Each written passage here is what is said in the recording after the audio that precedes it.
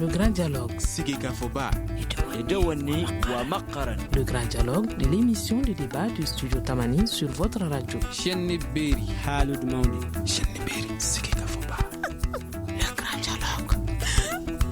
Mesdames, Messieurs, bonsoir et bienvenue dans ce débat, dans ce grand dialogue spécial présidentiel du 29 juillet prochain au Mali. Nous recevons ce soir l'un des 24 candidats. Il s'agit de M. Choguel Kokala Maïga. Avec lui, nous parlerons entre autres de sa candidature, de son projet de société, de la situation sécuritaire dans le nord et le centre du Mali, de l'accord de paix, mais bien évidemment de la lutte contre la corruption. Et pour mener ce débat, Mohamedou Touré, moi-même, Kolsian Garçon. Le grand dialogue. Monsieur Choguel Maïga, bonsoir et merci d'avoir accepté notre invitation. Bonsoir. C'est une question que nous posons à tous les candidats. Nous sommes à quelques 19 jours du premier tour de la présidentielle. Quel est votre état d'esprit à l'heure qu'il est? Je suis déterminé à aller aux élections, à parler aux Maliens, à me faire comprendre et gagner les élections le 29 juillet 2018. Quelles sont les principales motivations qui vous ont poussé à être candidat? Les principales motivations sont de plusieurs ordres. La première, c'est que je n'accepte pas la situation d'humiliation dans laquelle notre peuple s'est trouvé à partir de 2012. Je n'accepte pas la situation d'État failli, sous tutelle, dans lequel se trouve le Mali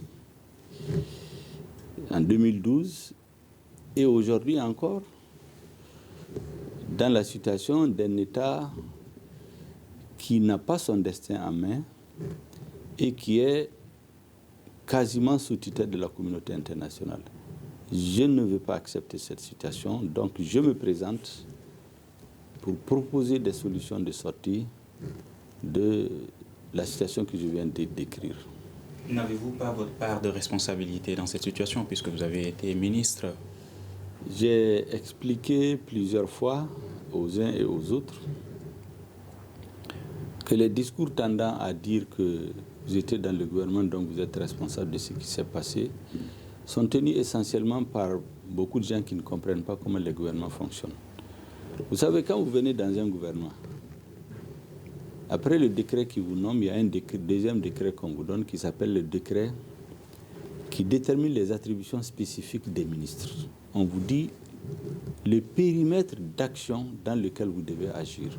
Vous ne pouvez pas sortir de ce périmètre-là s'il ne vous est pas demandé. Et donc, celui qui assure la coordination de l'action gouvernementale, c'est le Premier ministre. Il y a même des domaines qui relèvent de votre périmètre. Si vous voulez les traiter, s'il n'est pas d'accord, vous ne les traitez pas. Et donc, la situation dans laquelle notre pays se trouve, c'est une question qui est essentiellement liée à la faillite de l'armée, à la faillite de la politique de défense de l'État. Or, vous savez que l'armée, le président de la République est le chef suprême des armées. Vous ne verrez jamais dans un conseil des ministres, en tout cas moi je n'en ai jamais vu, qu'on discute des questions de défense en conseil des ministres. Ça ne se fait nulle part, je ne crois pas d'ailleurs que ça se fait dans un autre pays. Donc ce qui arrive à l'armée, moi je ne suis pas responsable. Je ne peux pas répondre de ça. Je réponds des secteurs qui m'ont été confiés. Donc vous estimez que vous avez accepté de faire partie d'un gouvernement en sachant que vous n'allez pas être libre? Non, ce n'est pas être libre. Je viens de vous expliquer. Quand vous rentrez dans un gouvernement, vous ne vous occupez pas du tout. Mais vous dites que même les secteurs dont vous vous occupez, oui, des fois vous n'êtes pas libre. Mais quand vous prenez des initiatives, vous savez, quand vous venez dans un gouvernement, je vous donne mon cas, quand j'ai été dans le gouvernement par 2 fois, j'ai 3 points sur lesquels je m'appuie pour travailler. Le premier, je prends le programme du candidat qui a été élu. Je regarde dans son programme quelle est la partie qui relève de mes compétences. 1. Deuxièmement, je regarde les dossiers qui incarnent la continuité de l'État, c'est-à-dire des dossiers qui ont été traités par le gouvernement antérieur, mais qu'il faut continuer parce que l'État, c'est une continuité. Et 3, des initiatives personnelles que je peux prendre. C'est ça ma conception du travail gouvernemental. Et donc, dans chacun de ces secteurs, si vous prenez le programme du président élu, Vous choisissez un secteur, vous voulez travailler là-dessus. Je vous donne l'exemple des ordinateurs que le président Keïta a promis aux étudiants, en disant que s'il est élu, chaque étudiant aura un ordinateur. J'ai voulu traduire cette promesse en action concrète. J'ai monté un programme de 200 000 ordinateurs, parce qu'au moment où j'arrivais dans le gouvernement, il y avait environ 120 130 000 étudiants. Le ministre de l'Éducation m'a indiqué qu'à l'horizon 2018, nous aurons environ 180 000 étudiants. J'ai monté donc un projet de 200 000 ordinateurs. Pendant 6 mois, nous avons travaillé en tant que techniciens. Nous avons identifié le financement. On a lancé l'appel d'offres pour les achats des ordinateurs. À 2 semaines, le Premier ministre me fait une lettre. Il dit d'arrêter. Qu'est-ce que je fais? Je ne vais pas démissionner du gouvernement parce que le Premier ministre a dit d'arrêter la réalisation d'une promesse du président de la République. Ça, c'est un exemple. Vous pouvez prendre des initiatives à vous. Le Premier ministre va vous dire, écoutez, cette initiative, pour telle raison, elle ne peut pas aboutir, elle ne doit pas aboutir maintenant. Mais c'est comme ça que toutes les équipes fonctionnent. Si chaque fois qu'on n'est pas content, on doit démissionner, vous ne travaillerez dans aucune équipe. C'est ça le travail gouvernemental. Donc, quand l'État a failli sur le plan de la défense, il n'y a aucun forum dans lequel les ministres se prononcent sur les questions de défense. Le président ne peut pas venir jeter sur tout le monde pour dire que tous ceux qui étaient avec moi sont responsables. C'est une précision importante qu'il faut que je donne aux uns et aux autres. Moi, je n'ai jamais assisté à une réunion, je n'ai jamais débattu avec le président des questions de défense. Ce que je sais, c'est que lorsque les élections sont terminées, mon parti avait sa stratégie de stabilisation du Nord. Nous avions pensé que le président que nous avons aidé à être élu allait nous demander, en tant que partenaire, quelles sont vos idées. Je vais m'enrichir de vos idées. Ça n'a pas été le cas. Le président ne l'a jamais demandé. On a voulu le rencontrer pour lui exposer. Il ne nous a pas reçus. Donc on ne peut plus dire que nous, on est responsables. Ce n'est pas la première fois que vous vous présentez à une élection présidentielle. Et quelles sont vos chances cette fois-ci de l'emporter? Les chances, nous les verrons le 29 juillet. Mais moi, je crois que les Maliens, pour une fois, vont choisir en fonction des programmes des candidats, de ce qu'ils vont expliquer, de comment ils vont les convaincre. Ils ne vont pas se laisser entraîner par les manipulations à grande échelle où en plein visage, on les jette des images de propagande, où on va les acheter, on va les prendre pratiquement comme j'ai vu des cars il y a quelques jours qui transportaient des gens comme du bétail. Je pense que les gens vont suivre les candidats, ils vont les écouter. C'est à ce titre d'ailleurs que je félicite vraiment votre studio. Je félicite Studio Tamani et Renouveau FM pour le travail qu'ils sont en train de faire, parce que ça contribue à faire en sorte que les Maliens choisissent en connaissance de cause. Parce que jusqu'ici, on ne choisit pas en connaissance de cause. On jette la poudre aux yeux des gens, on manipule, on distribue des t-shirts, de l'argent, et puis on fait voter les gens.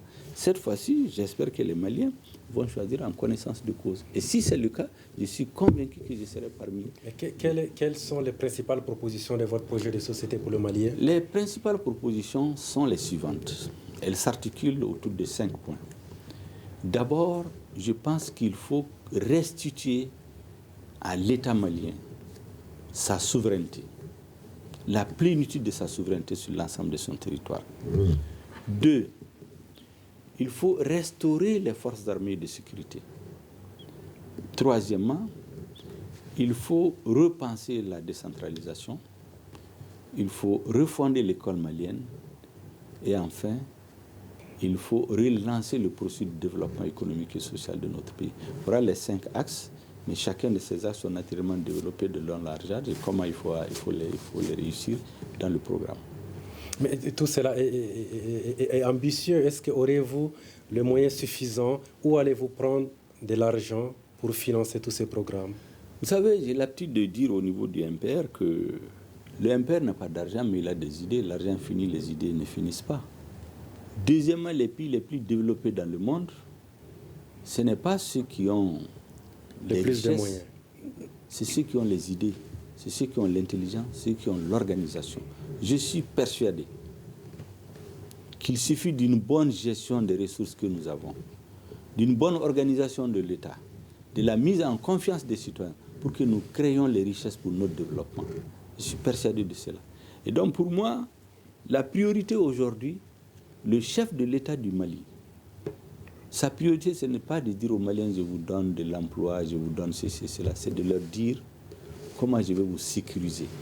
Le premier besoin de l'homme, c'est d'abord la sécurité. Et c'est pour cela que j'ai dit que si je suis élu président de la République, les 80% de mon énergie, pendant les 6 premiers mois à 1 an, vont être consacrés au rétablissement de l'autorité de l'État, au rétablissement de l'intégrité territoriale du Mali, au rétablissement des forces armées de sécurité. Une fois que je sécurise le pays, les actions de développement, qui ne s'arrêtent pas, bien sûr, je ne dis pas qu'il faut arrêter jusqu'à finir de sécuriser, tout va ensemble, mais tout est une question de priorité. Je ne veux pas me mettre à m'occuper de tout en même temps. Il y a des ministres et des premiers ministres qui seront chargés de ça. Mais en tant que chef suprême des armées, qui est responsable de la sécurité des Maliens, parce que je considère que c'est la première mission d'un président de la République, je vais me consacrer à cela. Une fois que le pays est sécurisé, ou dans le processus de sécurisation, un gouvernement démocratiquement élu aura les moyens de créer les conditions de développement. Il y appartient d'user de son intelligence, de son savoir-faire, des potentialités que nous avons en tant que cadre pour organiser l'État et donner le tempo. Parce qu'en vérité, c'est le président qui imprime tout. Toute la dynamique du fonctionnement de l'État, c'est le président qui le donne. Et je m'engage à le donner de toute mon énergie. Vous allez commencer par sécuriser les Maliens, mais comment? Je commence par sécuriser les Maliens de plusieurs façons. D'abord, vous aurez constaté que parmi les candidats à l'élection présidentielle, je suis le seul qui me suis donné 5 ans de réflexion pour réfléchir sur le problème fondamental que les Maliens ont, la rébellion, la récurrence des rébellions au nord du Mali. Tous les présidents viennent. Il y a un malade qui s'appelle Mali avec la rébellion. Ils commencent à le traiter sans faire le diagnostic. Eh bien, moi, je me suis dit qu'il faut d'abord faire le diagnostic. Si on fait le bon diagnostic, la maladie est à moitié soignée. Ce diagnostic, je l'ai fait dans un livre que je viens de publier, Les rébellions au nord du Mali des origines à nos jours. Et vous verrez dans ce document, le livre le plus ancien que j'ai consulté a été écrit en 1898. J'ai parcouru 120 ans de l'histoire de notre pays, l'histoire moderne, pour comprendre. Et j'ai compris, aujourd'hui, je comprends exactement ce qui se passe pour ces rébellions-là. Ça, c'est un. Et donc, une fois que j'ai compris, je m'attaque aux causes. Et je vais vous dire, la première des choses que le président doit faire, c'est de donner l'exemple. Par son sérieux, dès les premiers pas, les premiers actes qu'il va poser. Vous aurez remarqué que récemment, les premiers actes que le président a posés, c'était de la polémique autour de la composition du gouvernement. Ensuite, on est versé dans les affaires. Ensuite, c'est les injures, c'est les insultes. Et finalement, l'armée qui devait être reprise en main se retrouvait embourbée. Et c'est pour cela que moi, ma priorité, c'est d'abord de donner l'exemple. Deuxièmement, je change de fond en comble la gestion de l'armée, la doctrine de commandement, la politique de promotion, la stratégie d'équipement de l'armée, les promotions dans l'armée. Tout va changer de fond en comble. Je ne vais pas rentrer dans les détails parce que si je donne certains détails, ça veut donner l'impression que je vais faire révolter les militaires. Je ne suis pas du tout d'accord avec ce qui se fait aujourd'hui dans l'armée, aussi bien au niveau de l'équipement, au niveau de l'organisation de la défense, au niveau de la stratégie même, au niveau de l'idée même qu'on se fait de l'outil de défense. Qu'est-ce qui se fait dans l'armée? Dans l'armée, je vais vous dire quelques orientations, je ne dirai pas le tout. Vous savez que pendant 20 ans, notre armée n'a pas été équipée. Si vous voyez que 500 bandits, des narcotrafiquants, des voyous de tout genre, s'associent à des mercenaires venus de Libye et qui fassent tomber notre pays, ils divisent notre pays, qui avait quelques années plus tôt l'armée la plus puissante de la sous-région, c'est quelque chose qui s'est passé. C'est que pendant 20 ans, l'armée a été déstructurée, elle n'a pas été équipée. L'indiscipline s'est installée dans l'armée. Et vous savez qu'on dit dans l'armée, moi je le dis à qui veut l'entendre, moi je suis un militaire de réserve. Je suis un soldat deuxième classe de l'armée malienne, numéro matricule 24831. La force principale d'une armée, c'est la discipline. C'est le seul métier. On vous met en mission, vous pouvez mourir, mais vous ne posez pas de questions. Vous exécutez la mission, vous devez vous rendre compte.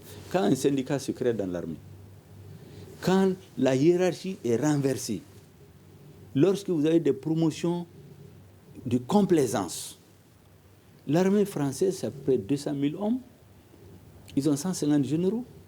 Nous, on n'a même pas 20 000 hommes, on a plus de 100 généraux, près de 800 colonels. Mais ce n'est pas une armée. C'est des promotions de complaisance.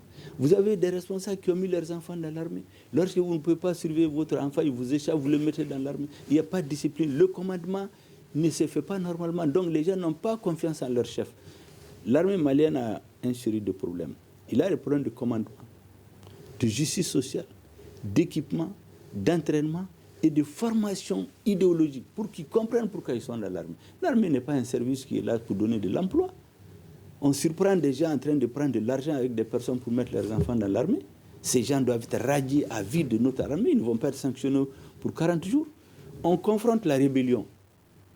Les rebelles viennent dire qu'à l'issue des accords, ils doivent intégrer l'armée. Ils viennent nous dire qu'ils sont 3600.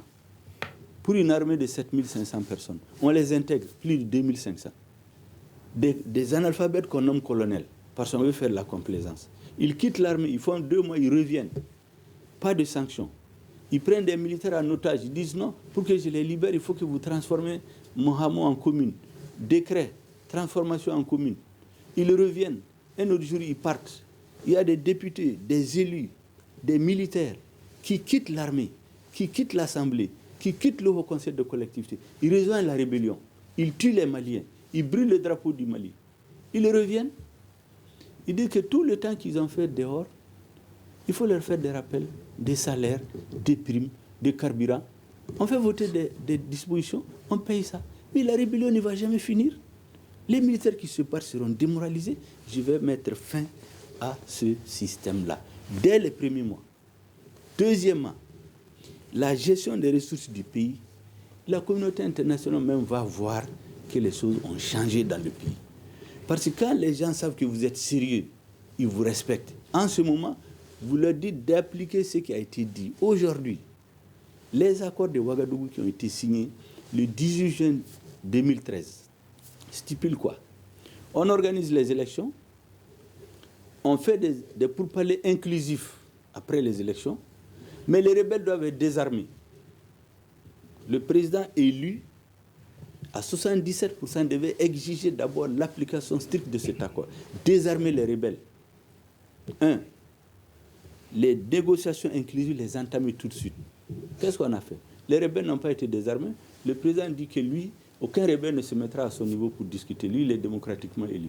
Le résultat, c'est le désastre de Kidal. Après le désastre de Kidal, on est en Algérie, la tête baissée, pour signer l'accord qu'on n'arrive pas à l'appliquer aujourd'hui. Je vais mettre fin à cette démarche-là. Vous, président de la République, alliez-vous garder cet accord ou vous allez le réviser, l'accord, pour la paix et la réconciliation nationale? Bien sûr, celui qui viendra vous dire ici qu'il va rejeter l'accord totalement, c'est un démagogue. Moi, je ne suis pas un démagogue. Cet accord a été signé au nom du Mali, ne donne pas satisfaction aux Maliens, mais c'est un document cadre. Il faut que les uns et les autres comprennent que l'accord, c'est une étape. C'est un cadre que nous avons pris qui ne donne satisfaction à personne. Pas plus au Mali qu'aux rebelles. Sauf que le Mali, de mon point de vue, depuis que l'accord a été signé, en dehors des erreurs commises avant la signature de l'accord, le Mali a fait de son mieux. Mais de l'autre côté, qu'est-ce qu'on a vu? Les rebelles n'ont fait aucune concession. Aucune. À part le fait de dire du bout des lèvres qu'ils sont dans l'accord. Mais aujourd'hui, tout le monde sait.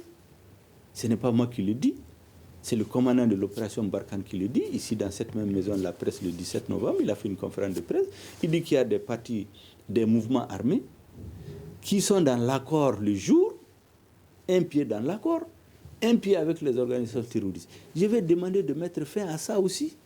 Personne ne peut pas accepter ça. Les gens sont dans des hôtels, ils sont dans des 4x4, ils sont grassement payés, ils voyagent et ils mettent le feu dans notre pays. Les populations touareg au nom desquelles ils parlent, qui ne les ont pas mandatés, c'est les plus grandes victimes de la rébellion. Je vous dis que les souffrances les plus inouïes, c'est les Touaregs et les Arabes qui les encaissent. C'est eux qui sont dans les camps de réfugiés, comme des Mandias. C'est eux qui sont obligés de quitter leur terre. C'est eux qui sont victimes des représailles de l'armée. Ceux qui provoquent ces guerres-là, ils n'en souffrent jamais, eux. Ils sont dans les hôtels, ils prennent le téléphone, le président les reçoit le même jour, ils veulent de l'argent, on leur donne. Mais avec ça, la rébellion ne va pas finir.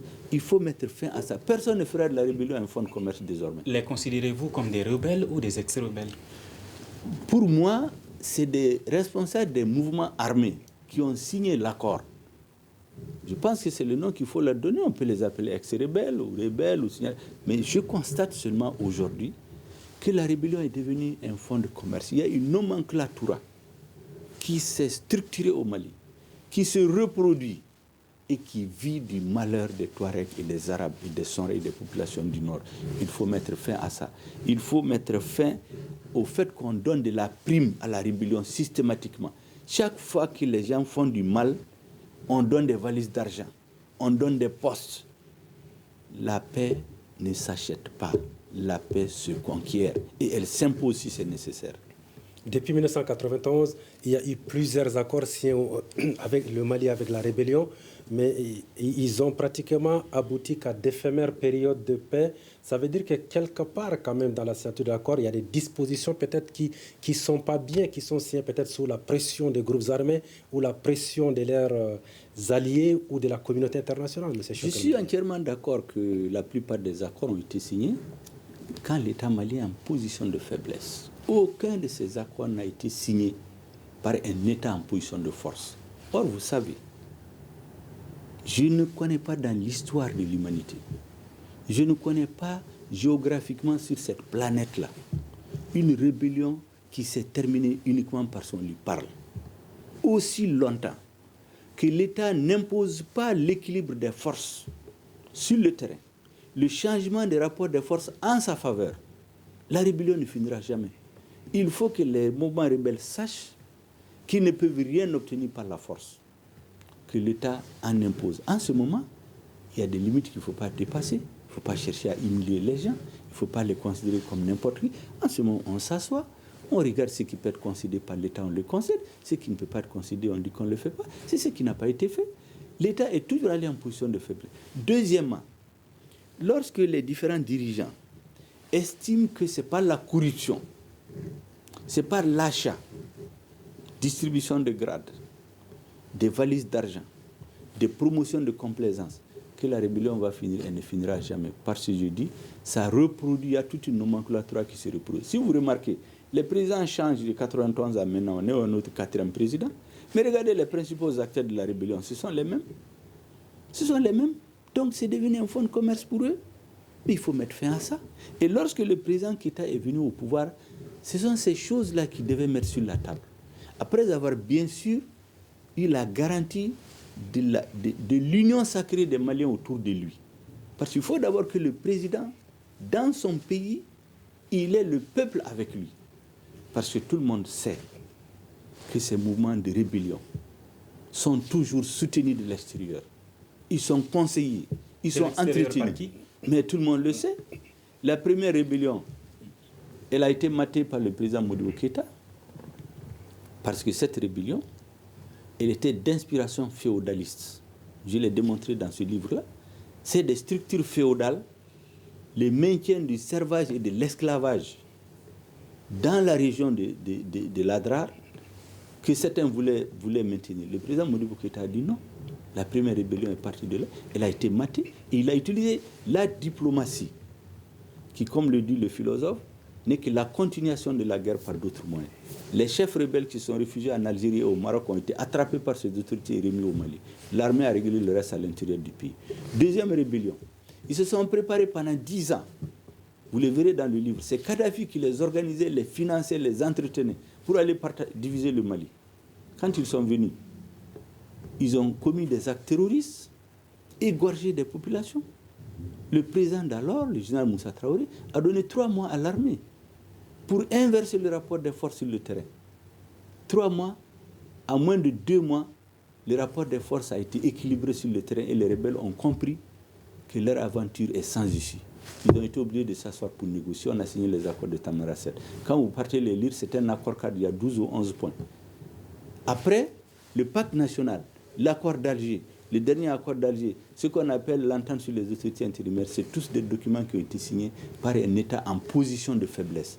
À partir de ce moment, on y a mis des choses que l'État ne peut pas réaliser. Quand on donne des délais dans 60 jours, il faut faire tel investissement, dans 46 jours, il faut faire... Tout le monde sait que ce n'est pas possible. Et après, les rebelles se saisissent de ça pour continuer leur marché. Parce que c'est un véritable marché. Et ça, j'ai dit qu'il faut qu'un président de la République qui vient... Mais cette rébellion est soutenue par qui? Mais j'en arrive. Ça, c'était donc en 91. Mais 2012, ce n'est pas moi qui le dis. C'est dans mon livre, c'est les rebelles qui le disent. Ils ont été organisés. On leur a dit de venir couper le Mali. C'est la France officielle, c'est connu. Ce n'est pas nous qui le disons. C'est eux-mêmes qui le disent, comment on les a organisés. Ensuite, vous vous rappelez des déclarations des mouvements séparatistes en 2012, quand ils assassinaient nos militaires à Gerhok. Mais il y avait le ministre français des Affaires étrangères qui pratiquement disait qu'ils enregistraient des victoires dont il faut tenir compte. Et puis dans le livre, vous allez trouver des déclarations officielles de certains responsables politiques français qui disent qu'il faut donner l'autonomie aux Touaregs. Ça, ce n'est pas de la diffamation, ce n'est pas de la propagande, c'est des écrits. Mais ce qu'il faut aussi dire, la France ne serait pas intervenue en janvier 2013. On ne serait pas là en train de parler. C'est pour cela que moi je dis que le discours que je tiens, ce n'est pas un discours anti-français, c'est un discours pro-Mali. Si la France n'était pas intervenue en janvier, on ne serait pas là. La France a perdu 21 de ses enfants ici. C'est pour cela que je dis à nos citoyens de faire attention. Je comprends le sentiment de frustration, même de trahison. Mais aller brûler le drapeau de la France, insulter la France, nous ne devons pas le faire parce que nous ne sommes pas un peuple d'ingrats. Nous sommes un peuple reconnaissant.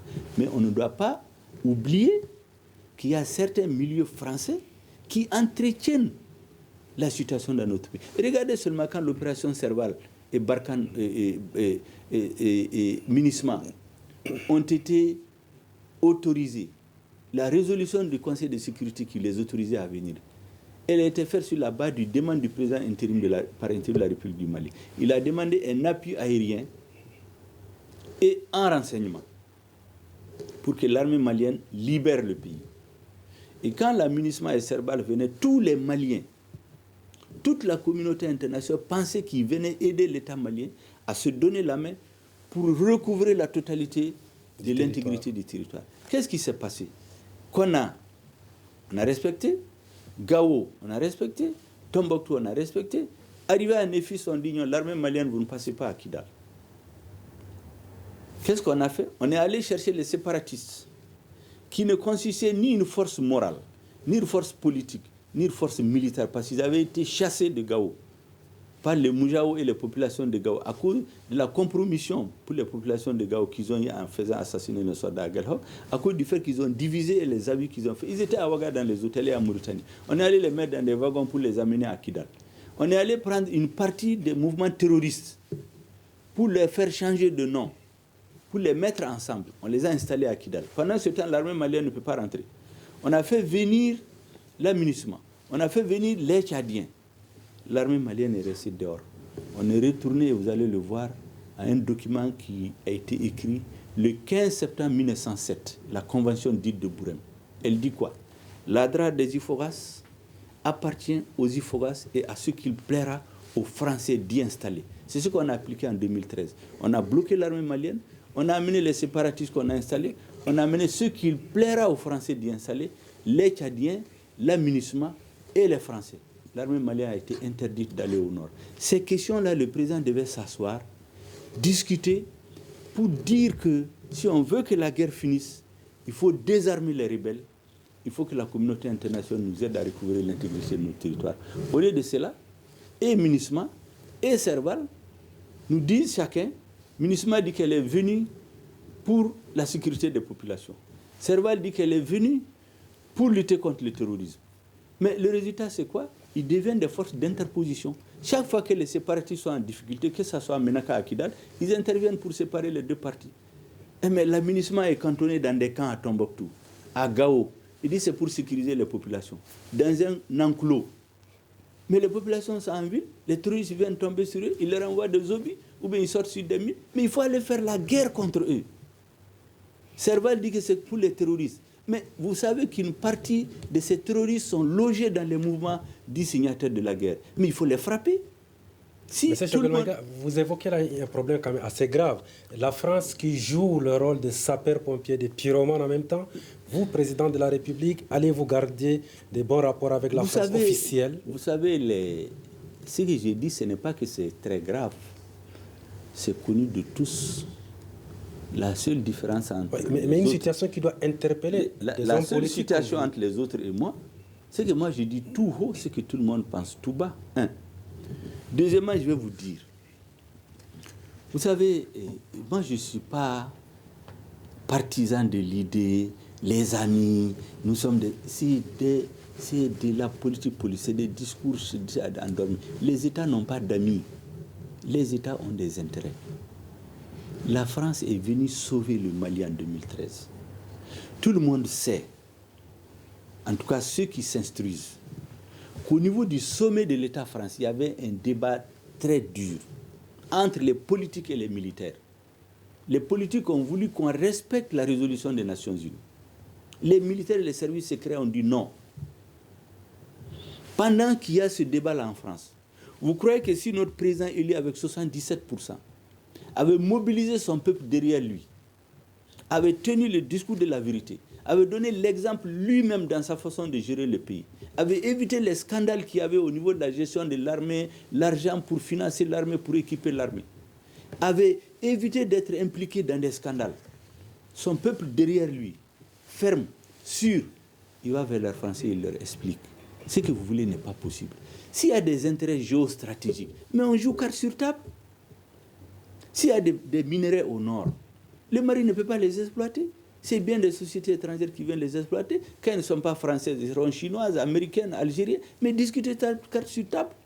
Au lieu d'être dans les discours nationalistes là, destinés à tromper les Maliens, alors qu'on signe des accords de défense en cachette, dans lesquels il y a des choses qu'on ne peut même pas accepter et qu'on ne peut pas assumer. Moi, je ne rentrerai pas dans ces gens-là. Je jouerai carte sur table avec les Français. Nous ne sommes pas leurs ennemis, nous sommes leurs amis. Et on pourtant, voit vous dites là où que les États n'ont pas d'amis, ils ont des intérêts. Non, quand je dis nos amis dans le sens où on discute d'une question précise. C'est-à-dire nous ne sommes pas leurs ennemis, c'est ce que je veux dire. Nous ne sommes pas les ennemis de la France. Et à quoi bon de continuer ce jeu de cache-cache? On dit, on tient des grands discours, on n'est pas d'accord. On a signé des accords militaires avec la France. Personne ne sait ce qu'il y a là-dedans. Et vous savez bien. Mais justement, parlant de cet accord, vous savez bien que ces accords-là. Êtes-vous favorable à son maintien ou pas? Vous savez, ces accords-là, notre gouvernement n'a pas osé en informer le peuple malien. C'est le ministre français de la Défense qui a informé les Maliens à travers RFI. Le 20 janvier. Est-ce que vous allez le maintenir ou pas? Non, je vais vous expliquer pourquoi. Ma position, je vais vous la faire comprendre. Quand les Maliens ont fait du bruit, on a dit non, il faut reporter. On a reporté à quand le 25 mai, le jour de la création de l'OIA, qu'il a fallu avoir du bruit encore pour reporter au 16 juillet 2014. Ces accords-là, on ne sait pas ce qu'il y a là-dedans. Moi, je ne peux pas dire que je les maintiens ou non. Il faut que je sache d'abord ce qu'il y a là-dedans. Personne ne sait ce qu'il y a là-dedans. D'accord. Monsieur Choguel Kokala Maïga, que proposez-vous concernant les secteurs de l'éducation et de la santé? L'éducation et la santé sont des secteurs vitaux pour un État. Vous savez, j'ai l'habitude de dire que l'armée, c'est la colonne vertébrale de la nation. Un chef d'État qui ne remet pas son armée en marche, c'est un charlatan, il trompe son peuple. Une fois que la colonne vertébrale tient debout, tient les chocs, le Tchad, la Mauritanie, l'Algérie sont là pour le prouver. Quand ça tient le choc, vous avez un cerveau qui doit bien fonctionner. Ça, c'est l'école. Et vous avez l'organisme qui doit fonctionner, ça c'est la santé. Et donc ces trois secteurs sont vitaux et sont centraux dans mon programme. Bien sûr, pour que tout cela marche, il faut qu'ils soient nourris. Et c'est pour ça que l'agriculture, l'élevage, la pêche, l'industrie, le commerce, les politiques de désenveloppement sont aussi au centre de mes préoccupations. L'école, il faut avoir une nouvelle approche. Tout ce que nous voyons actuellement, je pense honnêtement qu'il faut changer l'approche même de l'école.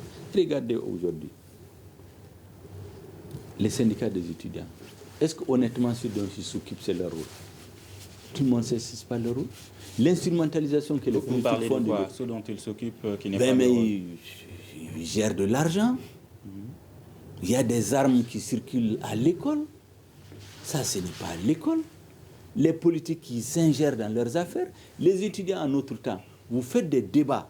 Ceux qui sont les plus méritants, les plus intelligents, les plus éloquents, ceux qui sont choisis pour être les dirigeants. Aujourd'hui, c'est ceux qui ont le plus d'argent, qui ont des pistolets, qui ont de l'argent. Mais ça, ce n'est pas les étudiants. C'est des politiques qui ont amené la politique à l'école, pour désorganiser l'école. La santé, c'est la même chose. Les politiques de santé communautaire, je vous dis, c'est une très bonne politique. Approcher la santé des populations. Il faut revenir aux fondamentaux de cette politique et l'appliquer. Et les grands hôpitaux maintenant de référence, il faut les équiper. Comment vous pouvez imaginer aujourd'hui qu'au Mali, un hôpital comme Gabriel Touré n'a pas de scanner? Les scanners tombent en panne. Les scanners, c'est 500 millions. Même si c'est trop, c'est 1 milliard. Mais 500 millions, c'est souvent ce que les gens dépendent dans une visite du président dans une région, pour 2 jours de visite. Ça veut dire qu'il y a l'argent. C'est une question de bonne utilisation des ressources du pays. Voilà ce sont ces choses-là que je vais changer. Il faut que l'exemple soit donné d'en haut. La modestie, la bonne gestion des ressources. Donner l'exemple. Aller vers les paysans. Ne pas attendre le jour des élections pour faire des grands kermesses où des gens vont venir s'asseoir.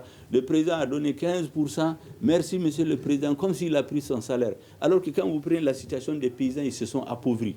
Moi, j'ai les statistiques aujourd'hui. Combien les paysans gagnaient quand ils vendaient le coton? Avant, les 15%. Parce que c'est ATT qui a mené à 10%. C'était à 3%. Les paysans vendaient le coton à 251 francs. Il avait une ressource de 4 francs. Donc ça revenait à 255 francs. Aujourd'hui, allez-y voir sa situation. Il est plus pauvre aujourd'hui qu'hier. Deuxièmement, il vendait le coton à 250 francs. Après, il achetait le tourteau qui coûtait, je crois, 12 000 francs la tonne. Mais aujourd'hui, le tourteau, on prend le coton. On achète le coton à 250 francs.